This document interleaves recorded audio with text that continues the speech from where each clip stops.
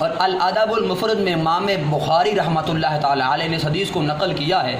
تبیان القرآن میں علامہ غلام رسول سعیدی صاحب نے، اور تفسیر کشاف میں علامہ زمخشری نے، اور تفسیر کبیر میں امام رازی نے اس حدیث کو بیان کیا۔ مختلف کتابوں کے میں نے نام لے لیے، صفحہ نمبر اور جلد نمبر یقیناً جب یاد نہیں رہتے تو بتانے کی ضرورت بھی نہیں ہے۔ آقا کریم صلی اللہ علیہ وسلم، توجہ سے سننا ذرا، آقا کریم صلی اللہ علیہ وآلہ وسلم نے فرمایا، جو بندہ لوگوں کو اخلاق کے ساتھ ملتا ہے، کس کے ساتھ ملتا ہے؟ ذرا محبت سے کہہ دیں، کس کے ساتھ ملتا ہے؟ جی، اخلاق کے ساتھ ملتا ہے۔ ہزاروں حدیثوں کا خلاصہ ہے یہ۔ حضور فرماتے ہیں اللہ اسے پورا دن روزہ رکھنے اور ساری رات نفل پڑھنے کا ثواب عطا فرما دیتا ہے۔ پورا دن روزہ رکھنے، ساری رات نفل پڑھنے۔ بات ختم نہیں کی، حضور نے فرمایا، صحابہ، اے میرے صحابہ، لبیک یا رسول اللہ، جی میرے آقا حکم فرمائیں۔ فرمایا، میرے قریب ہونا چاہتے ہو؟ عرض کی، آقا کون نہیں چاہتا کہ آپ کے قریب ہو؟ ہم میں سے تو ہر ایک چاہتا ہے کہ ہم تو آپ کے قریب ہونا چاہتے ہیں، سعادت تو یہ ہے کہ آپ ہمیں خود قریب کر لیں۔ میرے حضور نے فرمایا، تم ایک کام کرو، وہ کام کرنا تمہارا کام ہے، قریب کرنا تمہارے آقا و مولا کا کام ہے۔ عرض کی، یا رسول اللہ صلی اللہ علیہ وآلہ وسلم حکم فرمائیں۔ حضور نے فرمایا، اپنے اخلاق اچھے کر لو، میں دنیا میں بھی تمہیں قریب کر لوں گا، قیامت کے دن بھی تمہیں اپنے قریب کر لوں گا۔ اور فرمایا، جو کل قیامت کے روز میرے قریب ہوگا اسے کسی قسم کی پریشانی نہیں ہوگی۔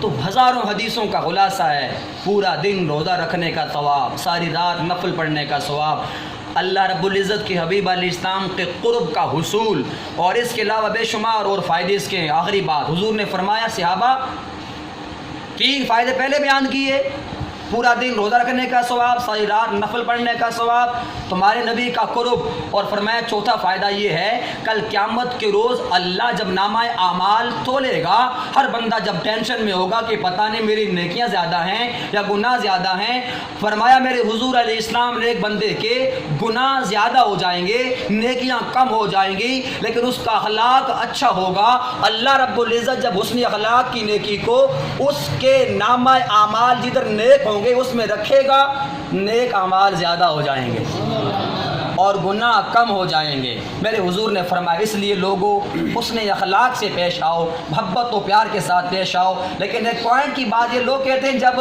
اچھا ساری رات نفل پڑھنے کا ثواب ملنا ہے تو پھر تہجد پڑھنے کی کیا ضرورت ہے؟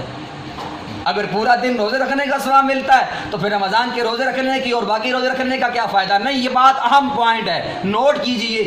کسی عبادت پر کیا عرض کیا میں نے؟ کسی خاص عبادت کا ثواب مل جانا، کسی ایک عبادت پر کسی خاص دوسری عبادت کا ثواب مل جانا یہ اور چیز ہے، اور کسی خاص عبادت کو ادا کرنا یہ اور چیز ہے۔ کیا؟ کسی عبادت پر کسی اور عبادت کا ثواب مل جانا یہ کیا ہے؟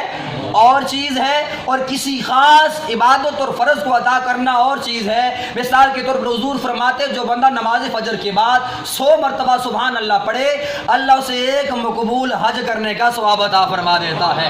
اب بندہ کہ میں تو روزانہ حج کرتا ہوں، مجھ پہ حج فرض بھی ہوگا تو میں نہیں جاؤں گا، کیوں بھائی؟ میں گھر بیٹھے بیٹھے سبحان اللہ پڑھ لیتا ہوں، اللہ ثواب دے دیتا ہے۔ نہیں، اللہ نے سبحان اللہ کہنے پر 100 مرتبہ حج کا ثواب دیا، یہ اس کا کرم ہے، یہ اس کا، لیکن اس سے ہرگز فرض حج ساقط نہیں ہوگا، اس کو ادا کرنا پڑے گا۔ تو پوائنٹ کی بات یہ تھی کہ کسی خاص عبادت پر اور بہت ساری عبادات کا ثواب دینا یہ اللہ کا کرم ہے، لیکن اس سے ہرگز فرض ساقط آپ کو عبادت ادا کرنا پڑے گی۔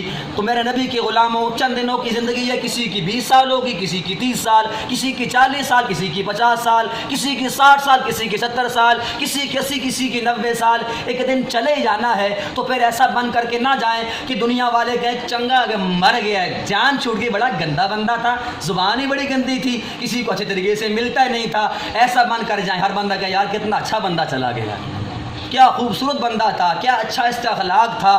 اگر ہم ایسا بن کے جائیں گے تو اس پر بھی فضیلتیں ہیں، لیکن ابھی اتنا وقت نہیں. اللہ آپ کو مجھے اس مختصر زندگی کو حسن اخلاق کے ساتھ گزارنے کی توفیق عطا فرمائے، اور کوشش فرمایا کریں کہ جب بھی کسی کو ملے اگر کوئی پریشانی نہ ہو، کوئی مجبوری نہ ہو، کوئی ٹینشن نہ ہو، کوئی بے چینی نہ ہو، کوئی بے قراری نہ ہو، تو پھر مسکرا کے ملا کریں. حضور فرماتے ہیں جو مسکرا کے ملتا ہے رب کا حبیب بھی اس سے راضی ہو جاتا ہے، میرا رب بھی اس سے راضی ہو جاتا ہے، اور اللہ اسے صدقے کا ثواب عطا کر دیتا ہے. بغیر کسی لالچ کرے کہ مسکرا کر ملے، انشاءاللہ اس پر نہ کوئی خرچہ ہوگا نہ کوئی پرچہ ہوگا، اس کا زمین پر بھی چرچا، آسمان پر بھی چرچا ہوگا. اللہ آپ کو مجھے عمل کی توفیق عطا فرمائے.